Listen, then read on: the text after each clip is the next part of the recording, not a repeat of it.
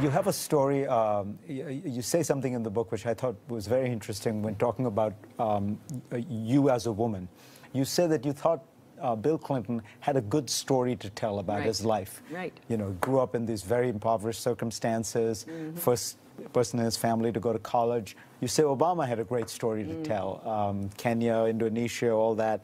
And you say your story was okay, it was a nice, you know, middle-class upbringing. Yeah. But then you say, actually, you had a great story to tell about being a woman. Right. But you say you don't think America is a country yet where telling the story of being a pioneer for women's rights would get you universal applause. Why?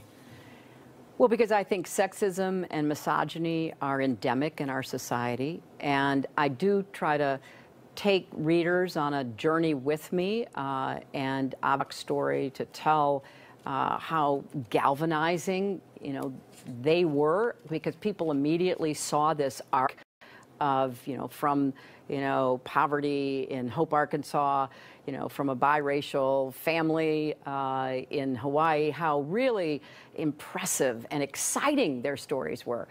I'm a middle-class girl from the middle of the country, and so I always struggled with, like, okay, so what's my story? And it suddenly dawned on me that I was the beneficiary of these radical changes in, you know, women's rights and opportunities that began in the 60s and continue.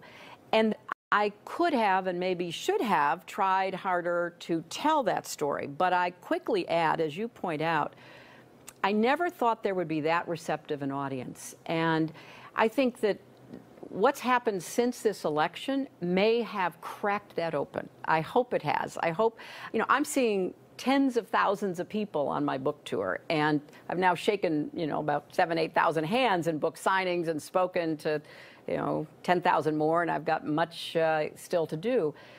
There seems now to be a willingness by more and more women and girls to claim their rights in a very explicit way, not an apologetic way, not like, oh, you know, excuse me, let me express my opinion. But no, I have an opinion. I want to tell you what that opinion is.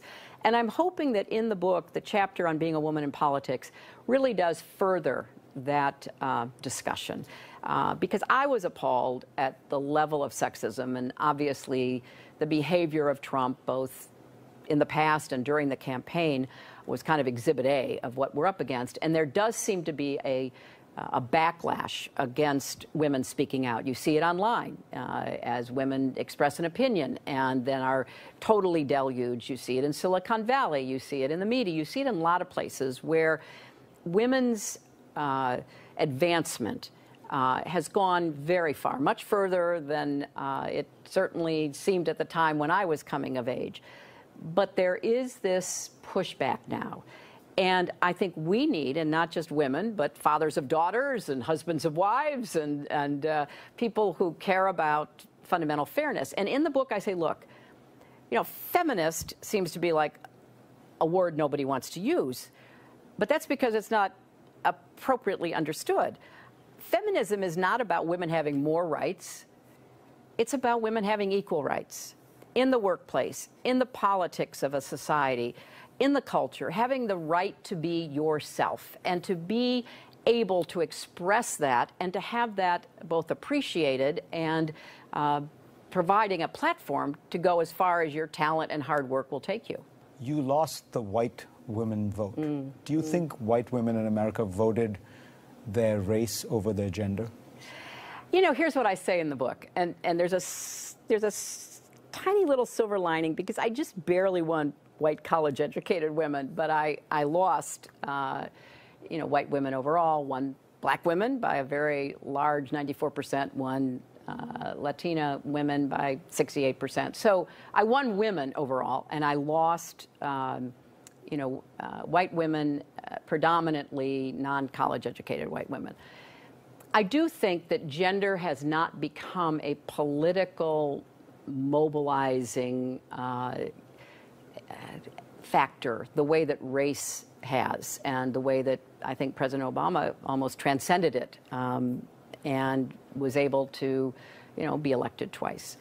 I think that gender is still a challenge in the political arena. Now, more and more women are running, and more women are getting elected at various stages in our political process. I say all the time, as I write in the book, the best way to get sexism out of politics is to get more women into politics. And I am, with a new organization I've started, Onward Together, I am supporting and helping to fund groups that are trying to do just that. So it's not there yet, and there's a lot of reasons for that. And honestly, Fareed, as I say in the book, I would have won but for Jim Comey's letter on October 28th. I think every day that goes by, the evidence of that becomes clearer. And I don't blame any woman who hears that, oh, the FBI is opening another investigation into Hillary Clinton, for saying, well, oh my God, I'm not wasting my vote, or I can't vote for her, or I'm just not going to vote now. I get that, because, you know, for women, their vote is a very personal commitment, and they want to be sure they're right. And there was, unfortunately, a lot of noise at the end with the Comey letter and WikiLeaks that raised a lot of questions